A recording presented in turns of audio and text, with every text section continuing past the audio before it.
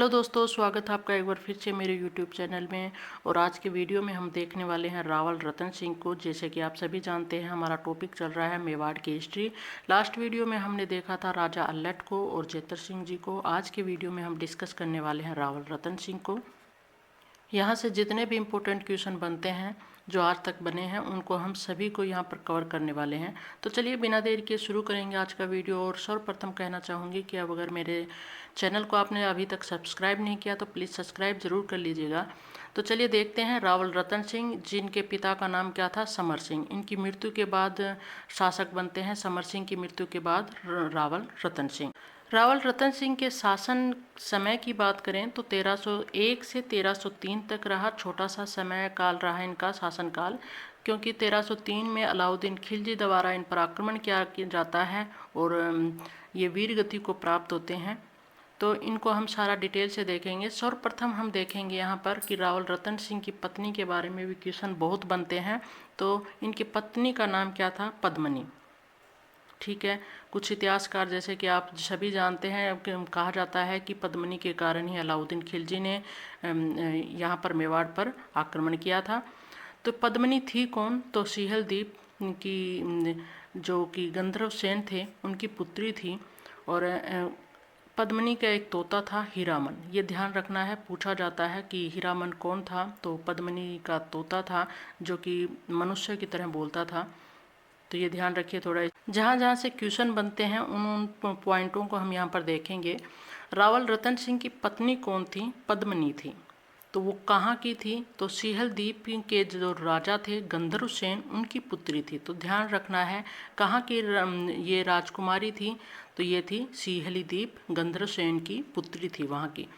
तो वहाँ पर देखिए इनका एक तोता था हीरामन, जो कि एक मनुष्य की भांति ही आवाज़ निकालता था। तो तोते के बारे में पूछ लिया जाता है कि तोता के नाम क्या था, तो हीरामन इनके तोते का नाम था। तो देखिए हीरामन द्वारा ही यहाँ पर पद्मनी की खूबसूरती का वर्णन किया जाता है और रावल रतन सिंह जो है प्रभावित हो जाते हैं और देखने के लिए जाते हैं कि वास्तव में इतनी खूबसूरत हैं क्या। तो वो ये सिहली द्वीप जाते हैं, ठीक है, पद्मनी की खूबसूरती को देखने के लिए। बताया किसने, हीरामन तोते ने। ठीक है, ये थोड़ा देखिए कहानी को याद रखिए ताकि आपको पता चल जाए कि पद्मनी कौन थी, हीरामन कौन था। इससे आपको थोड़ा ध्यान रह जाएगा। ये तो सीधी सी बात देखेंगे तो उनकी पत्नी का नाम पद्मनी था, तोते का नाम हीरामन था। और राघव चेतन जो है तांत्रिक थे, इनको ये अपने राज्य से निकाल देते हैं। कौन निकाल देते हैं, रावल रतन सिंह जी निकाल देते हैं। और ये क्रोधित हो जाते हैं और शपथ लेते हैं कि जब तक मैं मेवाड़ का सर्वनाश कर दूंगा। और ये जाकर कहाँ मिल जाते हैं, अलाउद्दीन खिलजी के पास मिल जाते हैं। और वहाँ पर जाकर कहा जाता है कि पद्मनी की खूबसूरती की बखान करते हैं, अलाउद्दीन खिलजी को बताते हैं कि ऐसा नूर तो आपके ही दरबार में होना चाहिए। तो अलाउद्दीन खिलजी इसी कारण से ही यहाँ पर आक्रमण करते हैं। एक तथ्य ये भी बताया जाता है कि कौन भड़काते हैं, एक तरह से राघव चेतन, जिसका अन्य नाम भी मिलता है काला चेतन। तो इनको ध्यान रखना है। तो हम यहाँ पर स्टोरी पर कहाँ पर थे, पद्मनी के तोते द्वारा बताई जाती है कि कितनी खूबसूरत हैं। तो रावल रतन सिंह जो हैं वहाँ पर जाते हैं सिहल द्वीप। और जब गंधर्व सेन जी को पता चलता है कि ये मेवाड़ के शासक हैं, तो पद्मनी की शादी कर देते हैं और वहाँ से ये पद्मनी आ जाती हैं कहाँ पर, मेवाड़ में। तो ये ध्यान रखना है। राघव चेतन कौन थे, अलाउद्दीन खिलजी को भड़काने वाले थे ये, और आक्रमण करने के लिए उकसाया किसने था, राघव चेतन ने। के अतिरिक्त एक मुख्य कारण की बात करें कि अलाउद्दीन खिलजी ने मेवाड़ पर आक्रमण क्यों किया, तो दिल्ली से, आप सभी जानते हैं अलाउद्दीन खिलजी कहाँ बैठा हुआ है, वो है दिल्ली में। तो दिल्ली से ये दक्षिण भारत में जाने के लिए जब जाता था तो बीच में कौन पड़ता था, चित्तौड़गढ़। और चित्तौड़गढ़ जाते थे जब ये, तो इनको बहुत बार राजपूतों का विरोध देखना पड़ता था, इसीलिए इन्होंने चित्तौड़गढ़ पर आक्रमण किया। और उसके बाद राघव चेतन ने भी इनको एक तरह से भड़का दिया, इसीलिए इन्होंने आक्रमण किया। यानी कह सकते हैं महत्वाकांक्षी शासक था, क्योंकि दिल्ली से जब ये मालवा या दक्षिण में जाते थे तो इनको काफ़ी विरोध देखने को मिलता था राजपूतों का, इसीलिए इन्होंने चित्तौड़गढ़ पर आक्रमण किया और उसको तहस नहस कर दिया था अलाउद्दीन खिलजी ने। और आगे चलकर इसका अपने पुत्र के नाम पर, खिज्र खां के नाम पर ही खिजराबाद रख दिया था। यहाँ पर हम नेक्स्ट देखेंगे गोरा व बादल। इनके रावल रतन सिंह की ओर से लड़े थे ये। तो ये कौन थे? पद्मिनी के चाचा थे गोरा, और बादल कौन थे? इनके भाई थे पद्मिनी के, जो कि इनके साथ आते हैं और मेवाड़ में ये सेनापति के रूप में नियुक्त किए जाते हैं रावल रतन सिंह के द्वारा। तो यहाँ से इम्पोर्टेंट पॉइंट को देखें तो पिता का नाम समर सिंह, इनकी पत्नी कौन थी? रावल रतन सिंह की पद्मिनी थी। कहाँ की राजकुमारी थी? और इनके तोते का क्या नाम था? हीरामन। और तांत्रिक कौन थे जिसको राज्य से निकाल दिया था रावल रतन सिंह ने? वो थे राघव चेतन। और इनके गोरा व बादल के बारे में पूछा जाता है, तो इनको ध्यान रखें। इसके बाद हम बात करेंगे कि अलाउद्दीन खिलजी द्वारा आक्रमण कब किया गया था मेवाड़। तो वेरी इंपॉर्टेंट बनता है 1303 में, क्योंकि प्रथम शाखा मेवाड़ का यहीं पर होता है, इसीलिए पूछ लिया, बहुत बार पूछा जाता है कि मेवाड़ पर आक्रमण कब हुआ? 26 अगस्त 1303 में अलाउद्दीन खिलजी ने किया था। और यहीं पर प्रथम शाखा होता है मेवाड़ का। शाखा होता क्या है? तो इसमें दो कार्य होते हैं, केसरिया होता है और जौहर होता है। केसरिया जो है रतन सिंह के नेतृत्व में हुआ, यानी जो प्रमुख शासक हैं वो करते हैं। यानी एक तरह से जब जीतने की कोई उम्मीद नहीं रहती है तो वो युद्ध भूमि में टूट पड़ते हैं, यानी हमें मरना ही है, लास्ट पोजीशन आ जाती है वो एक तरह से। तो केसरिया जो है रावल रतन सिंह के द्वारा किया, और इनकी मृत्यु के बाद जौहर जो है रानी के द्वारा किया गया, जो कौन थी? पद्मिनी। इनके नेतृत्व में अन्य रानियों ने भी किया था। इसके बाद देखिए चित्तौड़गढ़ पर जो है ना किसका अधिकार हो गया है? किसका हो गया है? अलाउद्दीन खिलजी का। और अलाउद्दीन खिलजी का अधिकार होते ही इन्होंने इसका नाम नया रखा, क्या रखा था? खिजराबाद। वेरी इंपॉर्टेंट है। इनके पुत्र का नाम था, अलाउद्दीन खिलजी के पुत्र का नाम था खिज्र खां, और इन्हीं के नाम पर इन्होंने खिजराबाद रखा। और चित्तौड़गढ़ को जीतने के बाद यहीं से अष्ट धातु दरवाजा लेकर गया था कौन? अलाउद्दीन खिलजी, जिसको आगे चलकर शाहजहाँ ने अपने लाल किले में लगवाया था अष्ट धातु दरवाजे को। और तो कालांतर में जवाहर सिंह, जो कि सूरजमल के जो उत्तराधिकारी रहे, उन्होंने यहाँ से अष्ट धातु दरवाजे को लाल किले से उखाड़कर भरतपुर ले आए थे। और ये प्रेजेंट टाइम में कहाँ पर लगा हुआ है? तो लोहागढ़ दुर्ग में लगा हुआ ये। तो ध्यान रखना है, काफ़ी कुछ बता दिया है मैंने यहाँ पर। तो यहाँ पर जो इम्पोर्टेंट पॉइंट है वो है खिजराबाद।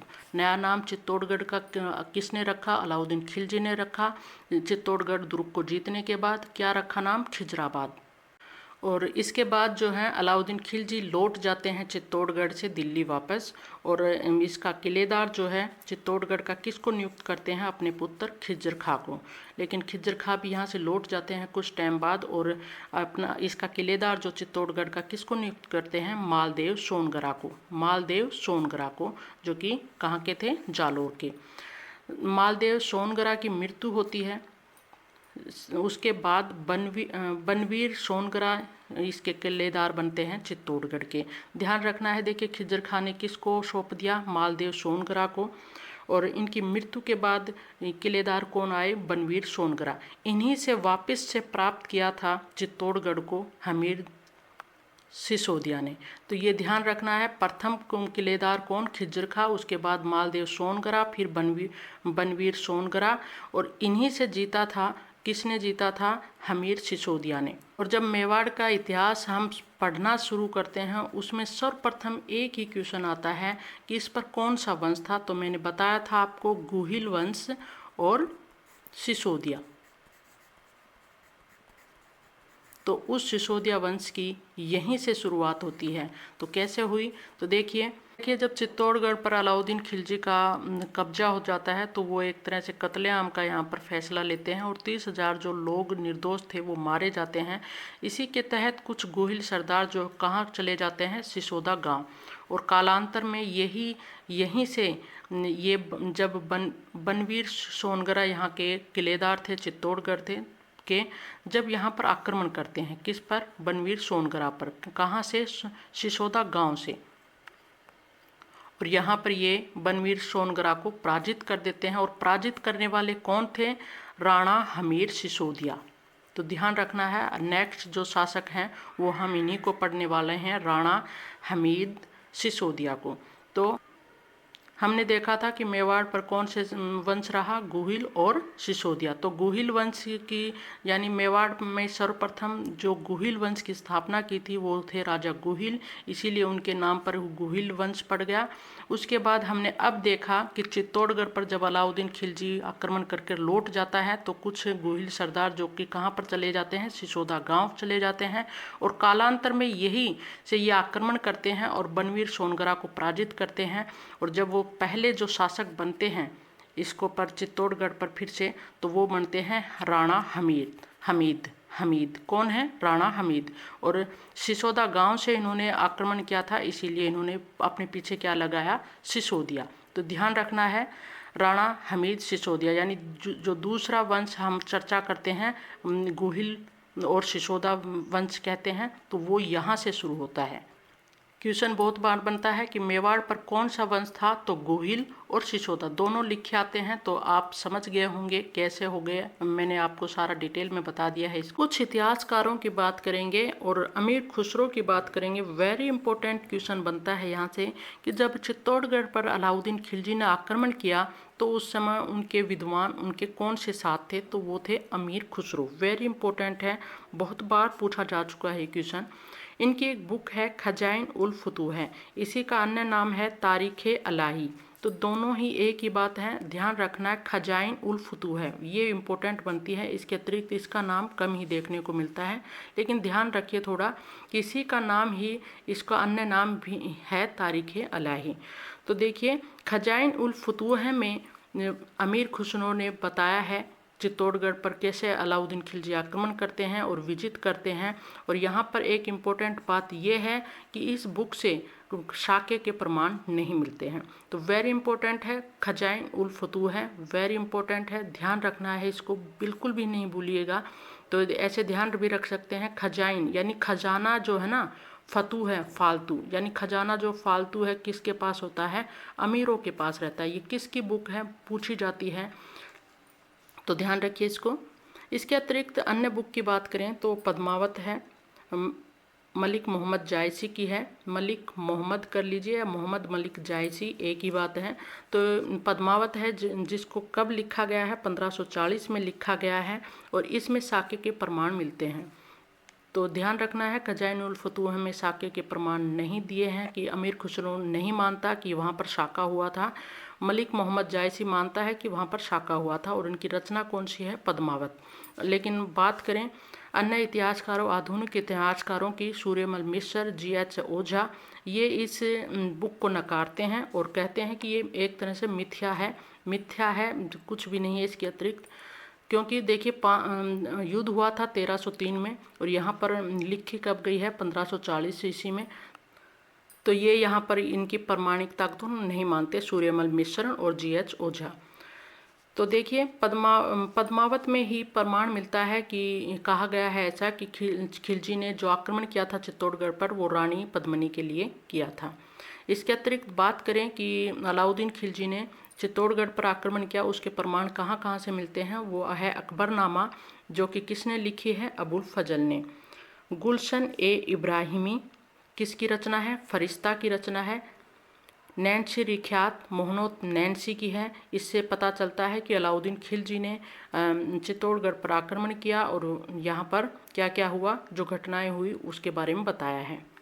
कर्नल जेम्स टोड ने अपनी book annals and antiquities of Rajasthan और मनुची ने अपनी बुक स्टोरियो डी मोगोर में चित्तौड़गढ़ के आक्रमण के बारे में बताया है। यानी अलग अलग तरीके से हर किसी ने अपनी बातें बताई हैं, लेकिन यहाँ से जो इम्पोर्टेंट क्वेश्चन निकलता है वो यही है कि अमीर खुसरो कौन था साथ विद्वान, वो था अमीर खुसरो। उसकी बुक भी पूछी जाती है, खजाइन उल फुतूह है। और मोहम्मद मलिक जायसी की भी बुक बहुत पूछी जाती है, तो इन दोनों को याद रखिए। तो आज के वीडियो में हमने देखा रावल रतन सिंह को। नेक्स्ट वीडियो में देखेंगे राणा हमीर देव सिसोदिया के बारे में, देखेंगे हमीर सिसोदिया के बारे में।